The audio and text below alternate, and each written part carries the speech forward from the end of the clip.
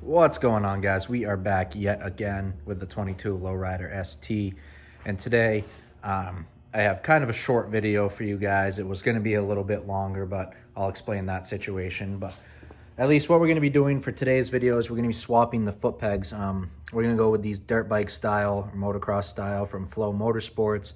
Be sure to check them out. They make great quality products. That's also who made my clutch and brake lever, so be sure to check them out if you're looking for something like that. So I'm going to show you guys how to swap those out. Really simple process. We're going to do the front and the back. They are two different foot pegs, so make sure when you're ordering them you pay attention to that. The reason this video is going to be a little bit longer and is now shorter is because I ordered new grips for the throttle and other side, of course, and I did not order a throttle tube. So if you guys are riding one of these newer bikes, especially the Lowrider ST, be sure to order a throttle tube when you get new grips. These have a gear at the end right here, and your new grips most likely will not unless you go with specific Harley ones. I went with just a motocross style grip. Anyways, we're gonna slop those on there eventually, but I need a throttle tube. Right now, one of the only ones that'll work is a billet aluminum one, so that's another like $55. So something to keep in mind for you guys, but it's coming from a couple states away, so it shouldn't be too long. But anyways, for today's video, let's at least get into swapping these out. Hey guys, just kind of wanted to make an intro to an intro. I already finished up the foot pegs, so I'm trying not to show you guys that. But I just wanted to say I want to thank you guys for all the support. I really do appreciate it. That being said, I know content is kind of slow right now. We've got a lot of short videos coming out, but I figure it's better than nothing. Like I said, I'm on a standstill for grips. I do have my new seat coming in Wednesday, so you guys will get to see that. Obviously, the install is super easy, but I will have a review on it. That'll be the majority of that. And then I want to say, once we get to 500 subscribers, I'm going to place the order for all my Stage 2 stuff. Cam plate, lifters, push rods, everything. So make sure you guys tell your friends. Make sure you guys subscribe, like, comment down below, spread the word so that people get coming in and watching my videos and I get more subscribers. Because once I hit 500, that's when I'll be placing that order. And you guys already know there will be a full detailed video, probably multiple parts on installing all that stuff. So if that's something you look forward to seeing, make sure you tell your friends and spread the word. Thank you guys for watching. Stay tuned for a lot more projects to come on this bike. And again, thank you guys for all the support. So when you're getting ready to do your front peg, the first thing you're gonna notice is you have these C-clips again. We dealt with these on the rear. We're gonna deal with them on the front again. If you guys haven't checked out that video of installing the rear pegs, you guys haven't done that yet, make sure you check that out. I believe it's my second or third video, so be sure to check that out. Anyways, there's this C-clip here on the bottom. The best way that I found to get it off is either a flathead or use an angled pick. Just be careful when you're pulling it off because these things tend to fly everywhere. So once you've gone ahead and removed that, pop that off, you have this little pin here. So we'll go ahead and grab something. We'll punch that out the other side. So we're gonna go ahead and take our hammer here and give this a couple taps, and you should be able to get it most of the way out. But if you don't get it all the way, take a small punch and go ahead and pull it the rest of the way out. Once you've got this pin removed, you set that aside and take this whole assembly out. Now this spring comes right out of here, and that is something that you want to hold on to. It is pretty important. It's what allows your foot peg to stay up when you've got it folded up. So what you want to do is, you'll notice there's that little hole in your new foot peg. You want to install one side of that spring in there, and then I'll show you guys real quick and then set you back down. You've got a small hole in here too. So that is where the other side of that spring goes. So being very careful. And it's kind of tricky because you got to hold the spring up while trying to get it into place. There we go. It looks like we've got it.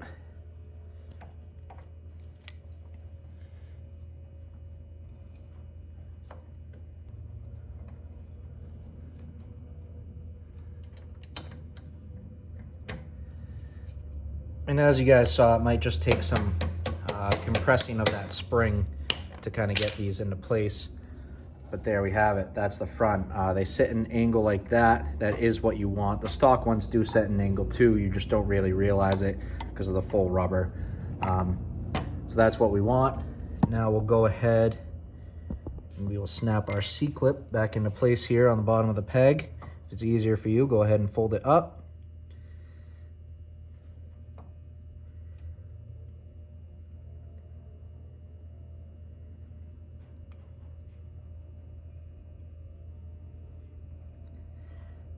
And these can be a pain to get back on, but you just got to work with it. So once you've got that C-clip into place, the front is done. Personally, I like this look a lot better. It's very sharp. Kind of the style I'm going for on the bike, if you guys haven't been able to tell already. I mean, I put breakaway levers on it from a dirt bike. I put the motocross style pegs. So now that we got the front done, we're gonna go ahead and move on to the rear. First thing I'm gonna do is pop this C-clip off again, and then I'll get back to you guys once I get that out. All right, so the rear follows a lot of the same process, very simple. We're gonna go ahead and tap that pin out. One thing to keep in mind is, if you guys remember from the last video, these are a pain to get the ball bearing into place. So if you can, you're gonna wanna go ahead and remove that whole assembly carefully, because that ball bearing will come shooting out along with the spring. And the new pegs do have a hole for that, so you want to hold on to both of those. So like I was saying, one of the first things you're going to want to do with your new peg is take a look at this, and you'll see the smaller hole. That is where you want to install your spring and the ball bearing. Be very careful. If you guys haven't watched the last video, be sure to check it out. I got some tricks on installing these, but you want to, it's going to be hard for you guys to see. You want to finagle these into that bracket without losing that ball. And of course, if you do, it's not the end of the world. You can get a new one at a hardware store near you, but it's not ideal, because then you got to fight with finding the right size and getting everything figured out. So we got it in place there. What we're gonna do now is we're gonna try to align this a little bit better. We got it pretty good. Take our pin, stick that through, and now we are ready to install our C-clip again. So I'm gonna go ahead and do that, and then I'll catch you guys on the other side. All right, so you guys just watched the whole process, so I don't really have to work you through it again, but I do want to talk to you while I do this side and point out a couple things to keep in mind about these pegs, because they're definitely not for everybody. Personally, I had them on my Dyna before this, and I absolutely loved them, but these pegs, these motocross style pegs from Flow, are not for everybody. So before you take the leap and buy them, I just want to point some stuff out. These grips, or these foot pegs right here that come from the factory, are very rounded. They kind of, your foot can sit more on top. When you put these motocross style pegs on, they're more leaned back. So kind of what I'm saying by that is your foot sits more at this angle right here. It kind of pushes you back into your seat a little bit more, changes the feel of the ride of the bike. So make sure you're okay with that in the first place. If you guys like the fact that your foot sits right on top of these, maybe a different option works better for you. Totally up to you. I'm not trying to sell you guys on something. I just want to point that stuff out. That being said, Flow, the same company who makes these, also makes a floorboard. I believe they're about 8 inches long. They look, you know, right about here. They look more like a bagger floorboard. So that's another option too. Totally up to you guys. It's a great option. I know they're a little bit more pricey, but I don't think it's a crazy difference. So if that works better for you, that could be a good option as well. So I'm gonna go ahead, slide these back in.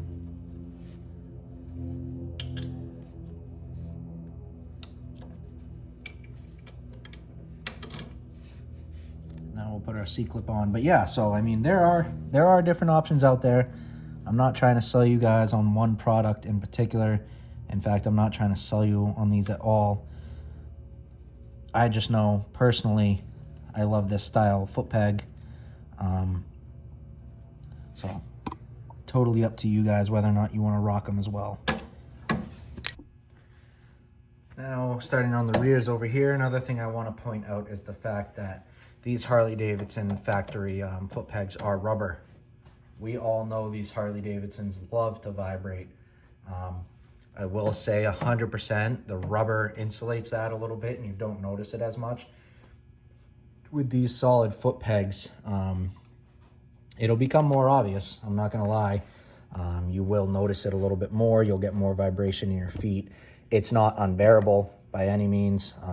I know plenty of people who run these, plenty of people who say it doesn't bother them at all. Like me personally, I could care less about the vibration. It's really not that big of a deal. It's not that noticeable, especially on these new bikes. But if you're running an older bike, that might be a little bit different story. So we'll go ahead.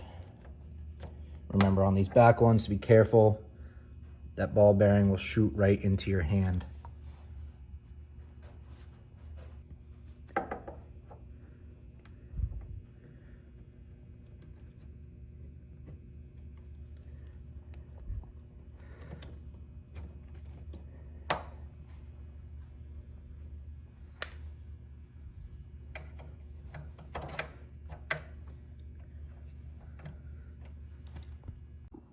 All right, guys, so this is it.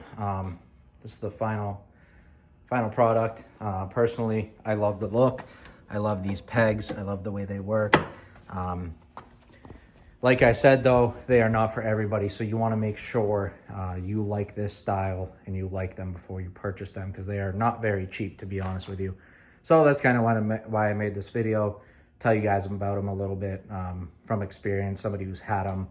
The backs do sit at a gnarly angle, but you can adjust that with adjusting this whole bracket here. I'm just waiting till my new seat comes in. That will be in a couple days. You guys will have a video on that as well. But like I said, yeah, so I'm gonna wait till my seat comes in so I can adjust them to where the passenger's feet will actually be. As far as the fronts go, those are solid. Those are where they are. We got our front, left side, right side done. So yeah, basically just wanted to show you guys the process, even though it's very simple and quick. Like I said, sorry the video's not longer. At a standstill as far as grips go, waiting on a throttle tube. So make sure you keep that in mind when you're ordering grips. I've seen a lot of people's radios or speakers come in. Let me know if you guys have gotten yours yet. Mine's still back ordered till August/September. So still waiting to hear anything on that.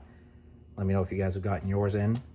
And thank you guys for watching. Again, like, comment, and subscribe. Tell me what you think about the foot pegs, whether or not you like them or you're gonna rock them.